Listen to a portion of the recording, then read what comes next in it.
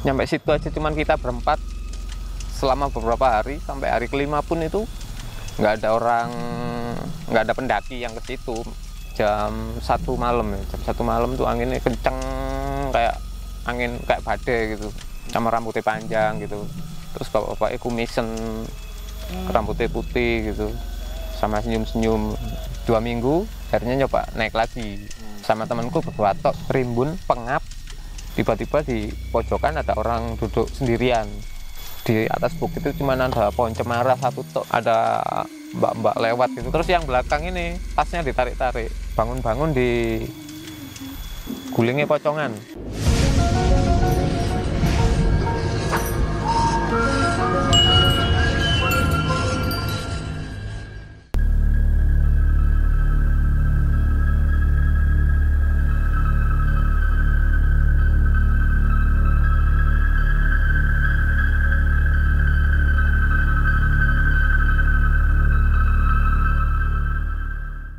Setelah selang 2 minggu akhirnya nyoba naik lagi. Naik ke situ lagi sama temanku berdua tok itu. Oh, jarak 2 minggu Naik lagi ke situ lagi dengan tujuan ke pos 2 lagi. ke pos 2 lagi. Nggak niat memuncak. Nggak niat muncak, soalnya kan cari santai itu mas. Oke. Puncak bonus mungkin. Cenderung memang pengen slow di pos 2 situ ya. Pos 2 itu jam berapa itu? Jam 9, rencananya jam 9, jam 10 baru berangkat. Awalnya gimana kok tiba-tiba berangkat jam 9 malam kan? Ya itu lagi, kembali lagi kengangguran mas. Wah, Nggak ada kegiatan positif, daripada ning oma terus tidak berguna, oke. lebih baik mengasingkan diri. Oke. Kalau kata orang-orang zaman dulu kan gitu. Itu berdua tok ya. Berdua tok mas. Jam 10 malam berangkat, udah nyiapin senter segala macam. Senter ada yang proper, sama bawa senter korek. Sampai Wonosari itu jam setengah 11. Ya. Hanya kita jalan berdua. Kalau Wonosari kan nggak ada pohon-pohon rimbun gitu loh mas. Cenderung Luas, terbuka. Terus pas waktu itu kan purnama, jadi enak ngandalin terangnya bulan. Jadi senter itu nggak terlalu dipakai sering. Setelah habis Wonosari itu masuk Alas Toro. oh, Alas Toro. Oh, ya. Mungkin buat teman-teman yang belum pernah ke Arjuna bisa dijelasin mas, Alas Toro itu kondisinya seperti apa atau gambarannya seperti apa? Rimbun, pengap, terus vegetasinya itu nggak ini sih, nggak, matahari nggak bisa masuk, soalnya ini apa, pohon-pohonnya terlalu rimbun itu mas. Cenderung pohon macam-macam atau cemara tuh? Ini kalau di Jawa toro namanya. Oh, pohon lam toro. Lam toro, ya lam toro ada jenisnya. Cuman lam toro yang di gunung kan agak cabangnya banyak. Beda kalau lam toro kayak di kampung gitu. Oh gitu. Itu padat kan itu mas. Jadi kayak vegetasi cahaya itu kurang bisa masuk. Iya. Soalnya terlalu rimbun kan. Dan di situ jalannya kan zigzag. Sudah setapak zigzag, rimbun. Jadi kalau gelap ya gelap. Tapi jalur kelihatan nggak? Nggak kelihatan itu mas. Itu udah masuk Alas Toro, tiba-tiba senter itu nggak bisa semua. Nggak bisa semua, ya untungnya itu purnama. Jadi ngandalin bulan, mau nggak mau jam 12 malam kita sudah keluar dari situ. Targetnya gitu ya? Iya, soalnya kan kalau jam 12 malam otomatis bulannya itu kan udah ini tuh mas, apa, redup ke barat toh, ketutupan puncak gunung. Benar-benar. Jadi mau nggak mau kita ya agak Kebut ya? ngebut sedikit. Tapi untungnya pas sudah tengah perjalanan di Alas Toro itu, tiba-tiba di pojokan ada orang duduk sendirian. Mas gitu sih. Tak tanyain dari mana, katanya dari Lawang. Oh.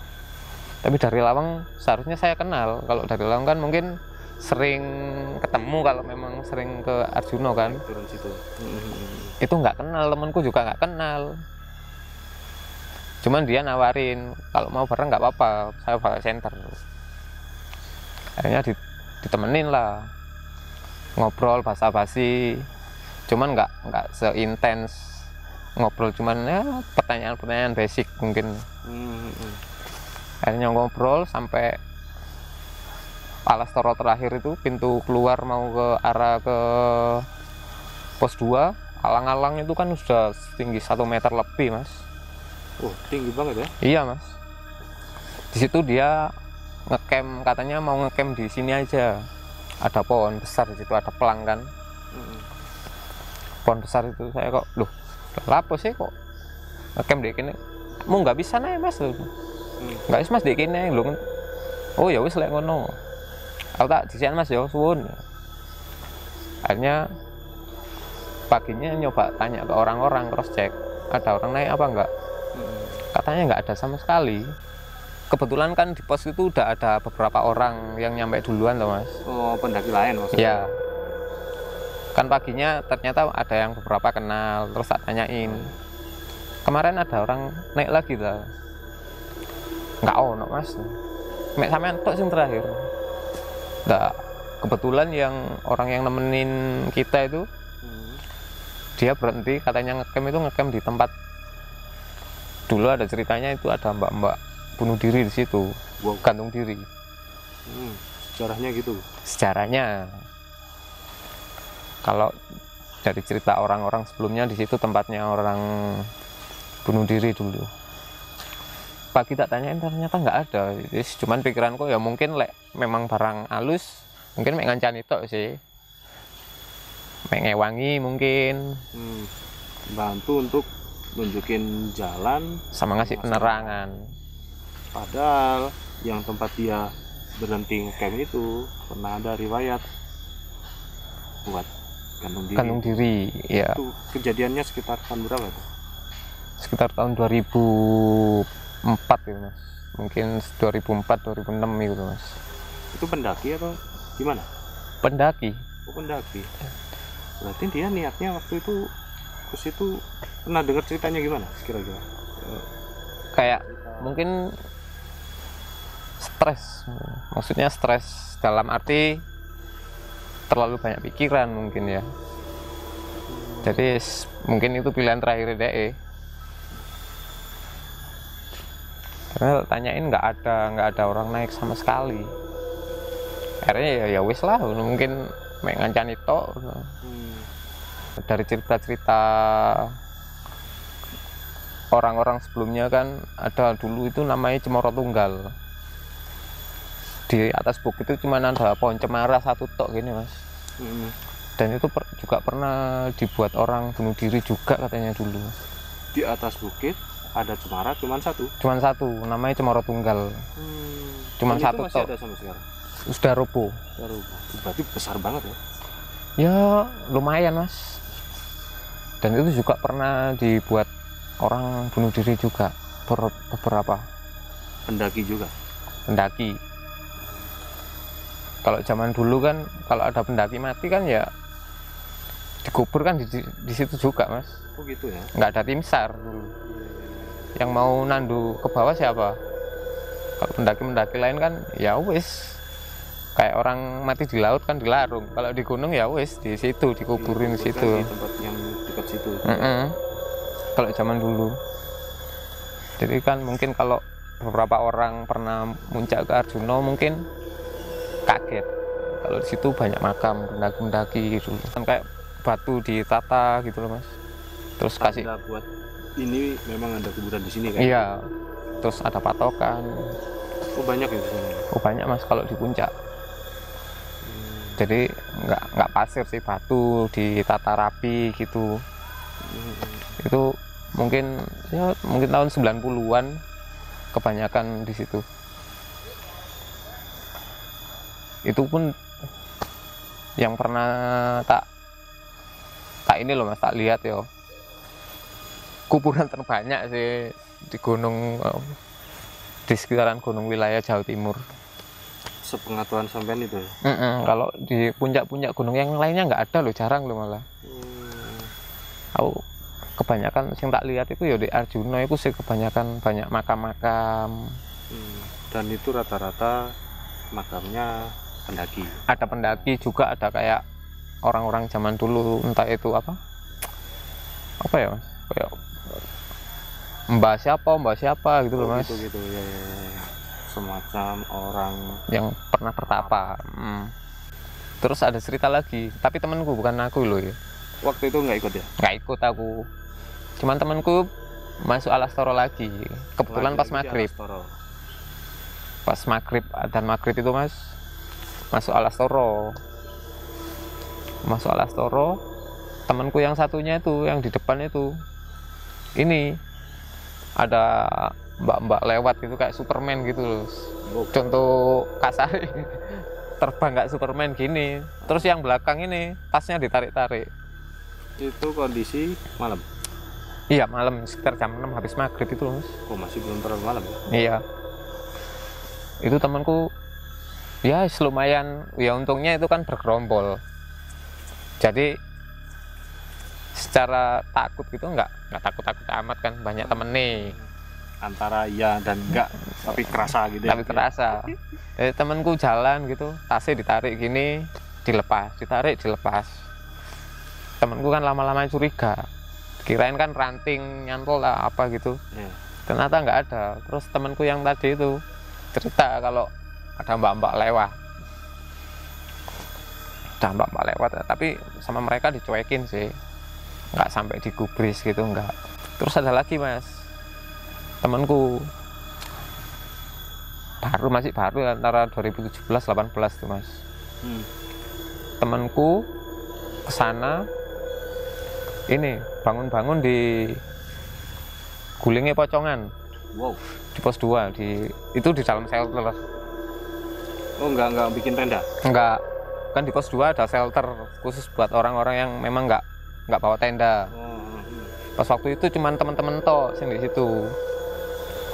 Teman-teman tok, temanku ikut tidur, bangun di sampingnya itu Pocongan. Otomatis dia kaget, cuman kaget nggak bisa ngapa-ngapain. Gerak nggak bisa, terus teriak nggak bisa, cuman pasrah tok. Iya, bangun yang dikelon ini kirain temennya ternyata pocong. Wow. Jadi lumayan serem sih kalau yang itu. Cuman beberapa hal memang di situ, kalau katanya anak-anak sih yang nunggu di situ ibu sama anak. Itu di pos 2. Pos 2. Yang di daerah shelter situ ya? Ibu sama anak kalau di situ. Anaknya segini mungkin. Yang mungkin lebih sering ditampakin itu ibu sama anak. Ibu sama anak itu. Iya. Di pos itu. Posnya ya lumayan sih. Pos dari kayu mungkin beberapa orang kalau pernah naik tahu mungkin. Itu sebenarnya di pos 2 itu cenderung view-nya bagus atau dekat sumber air atau gimana? Kok lebih cenderung, apalagi kayak sampean sendiri kok seneng ngecamp di situ, kenapa? Dekat sumber air, terus landscape-nya bagus memang. Jadi nggak perlu jauh-jauh wis. Cukup di situ wis enak sih. Kalau orang sing bener-bener gak berpuncak loh mas ya, itu enak. Terus terakhir itu lewat jalur Purwosari, saya sendiri ini. Berangkat berdua atau solo? Bertiga. Memang nggak pernah lewat situ tuh mas. Kalau Purwosari kan lebih mistis. Jalurnya lebih mistis, terus makam-makam gitu banyak. Petilasan lebih banyak. Soalnya kan kalau jalur Purwosari buat orang-orang yang mau bertapa, entah nyari apa itu. Pas waktu itu berangkat dari Purwosari sekitar jam 4. Jam 4 itu naik ke daerah mana? Tambak Watu. Daerah Tambak Watu itu sampai kampung terakhir, parkir sepeda, jalan kaki sampai patung itulah, patung naga itu. Sampai patung naga.